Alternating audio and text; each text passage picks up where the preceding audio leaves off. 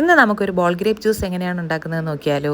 അതിന് നമുക്ക് ആദ്യം വേണ്ടത് റൗണ്ട് ഷേപ്പിൽ ജ്യൂസ് അടിക്കുന്ന ബ്ലാക്ക് ഗ്രേപ്സ് ആണ്. ഒരുപാട് പെസ്റ്റിസൈഡ്സ് അടിച്ചിട്ട് വരുന്ന ഒരു ഫ്രൂട്ടാണ് ഗ്രേപ്സ്. അതുകൊണ്ട് തന്നെ അത് നല്ലതുപോലെ നമ്മൾ കഴുകണം. ഞാനിവിടെ ഈ ഗ്രേപ്സിലേക്ക് കുറച്ച് ഉപ്പ്, അതുപോലെ തന്നെ കുറച്ച് മഞ്ഞൾപ്പൊടി ഇതെല്ലാം ഇട്ടിട്ട് ഒരു 30 മിനിറ്റ് മാറ്റി വെച്ചു. ഞാനിവിടെ എടുത്തിരിക്കുന്നത് സീഡുള്ള ഗ്രേപ്സ് ആണ്. സീഡ്ലെസ് ആയിട്ടുള്ള ഗ്രേപ്സ് കിട്ടുമെങ്കിൽ അതായിരിക്കും കുറച്ചുകൂടെ ബെറ്റർ. പിന്നെ നമുക്ക് വേണ്ടത് നമ്മളൊരു പാത്രത്തിൽ ഫ്രിഡ്ജിൽ നിന്ന് എടുത്തിട്ടുള്ള നല്ല തണുത്ത വെള്ളം എടുത്ത് മാറ്റി വെക്കണം. എന്നിട്ട് ആ ക്ലീൻ ആക്കി വെച്ചിരിക്കുന്ന ഗ്രേപ്സ് ഇതുപോലെ നമ്മൾ ജസ്റ്റ് ഒന്ന് തിളപ്പിച്ചെടുക്കണം.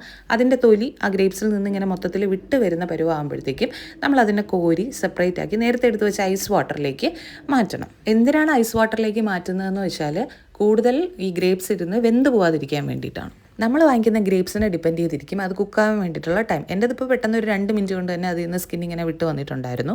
ചിലത് കുറച്ചുകൂടെ ടൈം എടുക്കും. ഓക്കെ, പക്ഷേ ഒത്തിരി അങ്ങ് തിളച്ചു പോകരുത്. ഓക്കെ, അപ്പോൾ നമ്മൾ ഗ്രേപ്സ് എല്ലാം സെപ്പറേറ്റ് ആയിട്ട് മാറ്റിയിട്ടുണ്ട്.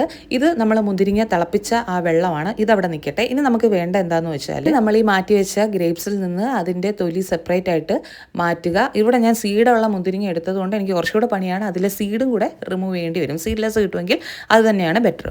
ഗ്രേപ്സിൻ്റെ പൾപ്പും അതുപോലെ അതിൽ നിന്ന് സെപ്പറേറ്റ് ചെയ്തിട്ടുള്ള അതിൻ്റെ തൊലിയും അതിട്ട് നമ്മൾ ഒന്നും കൂടെ ഒന്ന് ബോയിൽ ചെയ്യുകയാണ്. നെക്സ്റ്റ് ഇനി നമുക്ക് ഈ തിളച്ച് വരുന്നതിൻ്റെ അകത്ത് കുറച്ച് പഞ്ചസാര ആഡ് ചെയ്യണം. പഞ്ചസാരയൊക്കെ നിങ്ങളുടെ ആവശ്യത്തിനനുസരിച്ച് നിങ്ങൾക്ക് ആഡ് ചെയ്യാവുന്നതാണ്. നല്ലതുപോലെ തിളച്ച് ചെറുതായിട്ടൊന്ന് കുറുകി വരുന്ന സമയമാകുമ്പോഴത്തേക്കും നമുക്ക് ഫ്ലെയിം ഓഫ് ചെയ്ത് കൊടുക്കാം. ഇനി നെക്സ്റ്റ് നമ്മളിതൊന്ന് അരിച്ചെടുക്കുവാണ്. അരിച്ച ആ ജ്യൂസ് ഒന്ന് സെപ്പറേറ്റ് ചെയ്യാം. നെക്സ്റ്റ് ഞാനിവിടെ ഒരു നാരങ്ങയുടെ പകുതി എടുത്ത് സ്ക്യൂസ് ചെയ്ത് ഒഴിക്കുന്നുണ്ട്, കുറച്ചൊരു പുളി കിട്ടാനായിട്ട്.